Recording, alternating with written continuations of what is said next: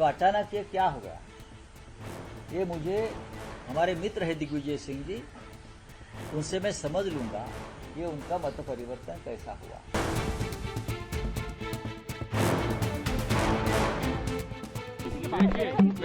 मैं संगठन का पक्षधर हूँ, आरएसएस और मोदी जी का विरोधी हूँ।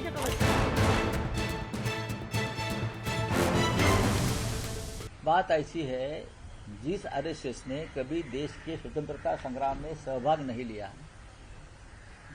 जिस आरएसएस ने कभी देश का तिरंगा झंडा अपने कार्यालय पर 50 साल तक नहीं लहराया फहराया, जो आरएसएस देश में धार्मिक तनाव निर्माण करने में सबसे आगे है, ऐसे आरएसएस पर मैंने देखा है संसद में दिग्विजय सिंह जी ने बहुत कड़ा प्रहार भी किया है।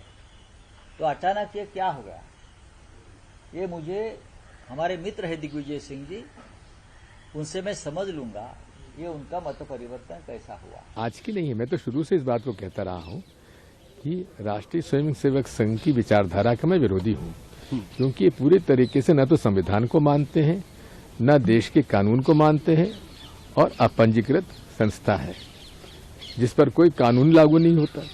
लेकिन उनकी संगठन क्षमता का मैं प्रशंसक इसलिए हूं कि एक ऐसी संस्था जिसका पंजीयन नहीं है, वो आज देश में इतनी शक्तिशाली हो गई कि देश के प्रधानमंत्री लाल किले से कहते हैं कि ये विश्व का सबसे बड़ा एनजीओ है।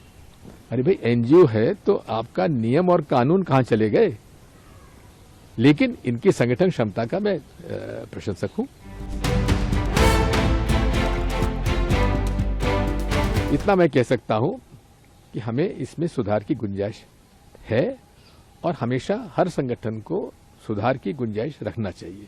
लेकिन सर, आपने संगठन के में सुधार की गुंजाइश जो है, कांग्रेस इतनी 140 साल पुरानी पार्टी है, मास मूवमेंट रहा। देखिए, बात यही है, कांग्रेस पार्टी जो है मूल रूप से एक ये मूवमेंट की पार्टी है। अब देखिए, इस मामले में मैं कई बार इस बात को कह चुका हूं कि कांग्रेस पार्टी मूवमेंट की पार्टी तो है और रहना भी चाहिए, क्योंकि हर विषय को मूवमेंट बनाने के लिए, हमें माहौल बनाने के लिए कांग्रेस पार्टी इस मामले में होशियार है, अच्छी तरह से मूवमेंट बन सकता है, बनाते और बनता है।